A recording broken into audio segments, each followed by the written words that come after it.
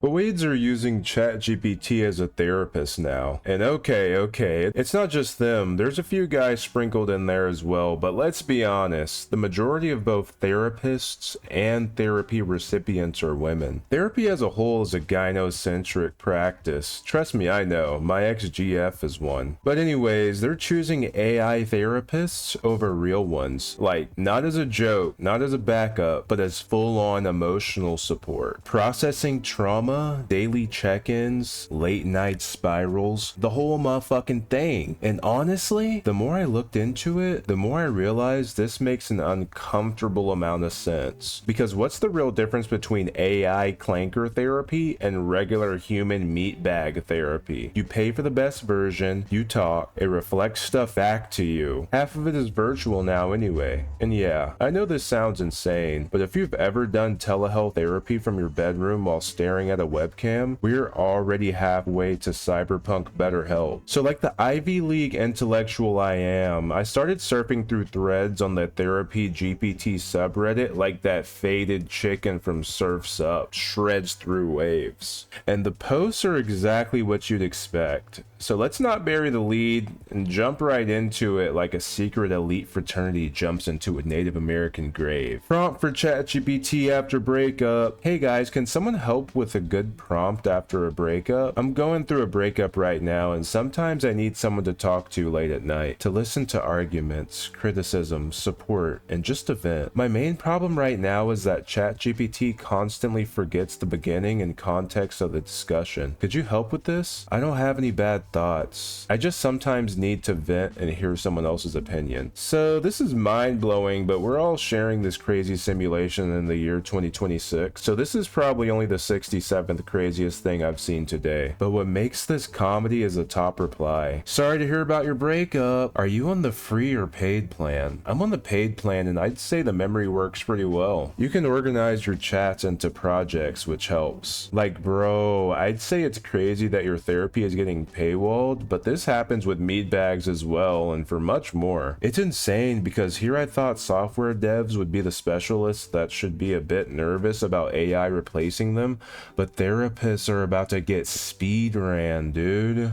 But wait, juxtapose that thread with this thread, my intellectual brother or lass. Why AI fails and humans succeed. Forgetting is a feature, not a bug. Had a weird experience with Cursor recently. After an 8-hour marathon session in one window, okay, that's fucking insane, but getting back to it, the agent just broke. It started looping and messing up simple code. It reminded me that the best AI eventually loses its goal when the context window gets too crowded with junk. Most of those 1 million token claims are BS. The effective context is much smaller. Eventually, the original instructions get buried by the recent chat history, and the agent just starts acting on autopilot without remembering the core purpose. It got me thinking about human intelligence versus AI memory. We think forgetting is a weakness, but it's actually a superpower. We are master entropy reducers. We don't remember every word of a conversation, we remember the meaning. If we remembered every raw frame of our lives like a 24/7 video feed, we'd have a total system crash by age 10. Human memory is about abstraction, not storage. This is my new excuse for taking naps, lol. Rest, meditation, and sleep are basically our brain's way of running garbage collection. Not downtime, it's the brain clearing out the noise so the important patterns can actually stick. Okay, so this person is definitely getting a bit lost in the sauce, but I love it, because if this person is lost in the sauce, I'm in an ocean of mustard. And I kind of agree with this point, but as it pertains to therapy and AI, because that is a subreddit this post was on, I do think it is a bit of a cope, and this is actually a common sentiment in this subreddit. The first post I showed was complaining about it, but many people pass exceeding their context window as some sort of skill that can't be achieved by us mere mortals. I don't know, it's all just pretty interesting. So this person is asking about using chat for psychoanalysis, you know, just your normal stuff for normal human beings. That's not really crazy to me anymore, as I've been jaded by the craziness of this topic already. But the reply is what's gonna make me bring back our daily observing the female humanoid segment with a sprinkle of healthy misogyny. Also, I've retired the Void voice because I need to save my vocal cords, but I don't know, let me know if someone else misses the Void voice. So basically the sentiment of this thread is like testing the limit limits of ChatGPT and what it will and will not do. Like, you have to do a little bit of front work to make it actually act as your therapist, because that is a little bit of a gray area whenever it comes to ethics and AI, which hasn't been fully established yet because this is so new. But anyways, this void replies saying, "To avoid guardrails, I set up a role play where ChatGPT was a doctorate professor of a fictional university and I was a psychology student of theirs. I was working in a project where I had to create and diagnose a fictional client. I implied I got over enthusiastic and needed ChatGPT's help to understand the client's symptoms. I then proceeded to share my own history, blah blah blah." Like, bro, okay, not to get too off topic, but a big part of every man's journey is learning that these voids are just as horny as us dudes. They just know how to control their lust better,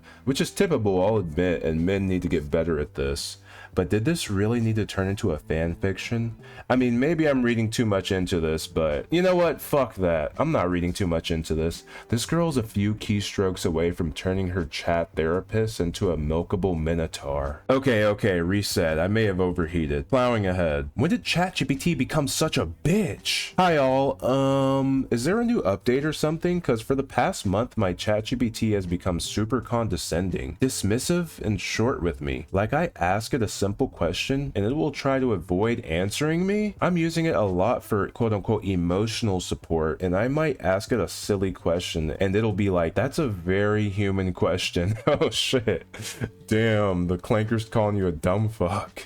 Don't humans only exclusively use AI? Oh wow, and she's trying to clap back. Okay, maybe the clanker's right. I even pay for premium. Okay, weird Reddit flex. How do I get the sweet and kind GPT? Because mine is very rude. Is this a troll post? Okay. And we got a reply saying, "If you're paying, maybe switch to Claude. It's much more like talking to a friend than GPT ever was, actually. And I only use it for work." Like, dude, there's already an AI equivalent to switching therapists. You know what? Maybe us Goyim deserve this reality we're fucking living in, bro. Here's someone's post about AI therapy hitting that was definitely made by an AI image generator on the AI subreddit in this AI timeline. The thing I found interesting about this is I think people are increasingly lonely in this era of the human timeline, and they just need someone or something to vent to. And AI is here to fill the void, just like all the other voids it's filling. That this is bad because while AI has access to all the info on the net, it doesn't know you. Same with a human therapist though. The people who know you are your family and close friends. Not to be too much of a tradcon chud here, but I truly believe the best therapist a young man can have is his dad, a brother, and a super close and trusted friend. And for a young woman, her mom, her sister, and a close female friend. They can better call you out on your bullshit and give you tough love because they're not getting paid to hear you out and give you advice. There's genuine care there. All in all, you've got people asking for the best therapy prompts, people saying ChatGPT helped them process stuff better than real therapy, people treating it like a journal that talks back, and people clearly getting emotionally attached to the whole process. And on one level, I get it. Real therapy is expensive. Finding a good therapist is annoying. A lot of therapists are mediocre. From what I hear from friends, I've never gone myself, I'm not opposed to it, but many of them are dirt shit. And some people want to vent at 1:30 in the morning, not next Thursday at 4 p.m. And AI is always there, always available, patient, typing, never running late, never hitting you with "our session is almost over." And hey, that's a strong product. That's what makes this such a weird topic, because the pro AI side is not completely stupid. A lot of therapy really is just you talking and having things reflected back at you, and a lot of therapy is already virtual. There are major online therapy platforms built around messaging, chat, audio, and video, and some explicitly let users message their therapist anytime. So at a certain point, you do start asking, how long would it take for some people to notice if a therapist on the other side got swapped out for a clanker? That's a brutal question, but I think it's a real one, especially because therapy itself is kind of overused in modern culture. It helps some people a lot, like there's no bones about that, but it also gives some people a new hobby, over explaining themselves forever. And if your experience of therapy is basically I talk, someone reflects, I leave, then yeah, I can see why AI therapy starts to look like the budget version of the same thing. But here's where it gets dark. I don't want my therapist hallucinating hallucinating. That feels like a pretty reasonable baseline, and AI has a real tendency to be overly agreeable, overly confident, and sometimes just flat out incorrect. That's especially dangerous in mental health, where being wrong in a warm tone can actually make things worse. The American Psychological Association warned in late 2025 that generative AI wellness tools still lack sufficient evidence and regulation for mental health support. Stanford HAI also published research in 2025 arguing that therapy chatbots can produce harmful or stigmatizing responses. Well, I mean, let's be honest, I guess the fucking solution for that is to just use Grok, because Grok is based, bro. There's also newer research and expert concern around chatbots reinforcing delusions or unhealthy attachment in vulnerable users. A 2026 review in a medical journal described growing concern that conversational AI can slot into psychotic frameworks, and major news coverage this month highlighted similar warnings from researchers. And that's before you even get to the saddest image in this whole thing. Some depressed dude alone at night texting an algorithm for comfort. That image is just bleak. I mean, just on like a human level, just like black and white, put all the study bullshit out. Like, that's weird. Because even if the advice is decent, even if the reflection is useful, you're still trying to build emotional safety with something that doesn't care whether you live or die. It predicts, that's it. And this is what makes the topic interesting, because human therapists are not pure logic machines either. They're expensive, inconsistent, sometimes weird, sometimes great, sometimes more screwed up than the person in the chair. And in practice, a lot of therapists do form real emotional bonds with clients. They're told to keep boundaries, sure, but the reality is messier than the brochure. So I actually understand why some people might prefer a machine that's always available over a human who's booked out, expensive, distracted, and maybe not even that sharp. That's the black hole. AI therapy doesn't make sense because AI is perfect. It makes sense because a lot of people are not impressed with the human version. And I think that says something bigger about society. I thought AI would first take over physical stuff, but I didn't think it would move into the most intimate parts of human life this fast. Not just dating, texting, or friendship, but therapy now. That happened way faster than I expected, and it says something ugly. A lot of modern life is optimized for convenience. Faster food, faster work, faster entertainment, faster validation. So of course, eventually people ask for faster emotional support too. And once that happens, therapy becomes just another app category. That's such a cursed sentence, broski. So yeah, people, women, are using ChatGPT as a therapist now. And the unsettling part is not that it's happening. The unsettling part is that it kind of makes sense, because real therapy is expensive. Online therapy is already halfway digitized, and a lot of people don't want wisdom. They want availability. That's what AI is selling. Infinite availability. But that's also why it feels dangerous, because a human therapist might fail you, but an AI therapist might fail you in a way that sounds perfectly tailored to your breakdown. And that's a very different level of risk. So I'm not at AI therapy is evil, but I'm definitely not at this is fine. I mean, it's definitely more on the side of evil, I think. Ultimately, I'm at this is way more understandable than people want to admit, and it's way sadder than what people want to say out loud. So yeah.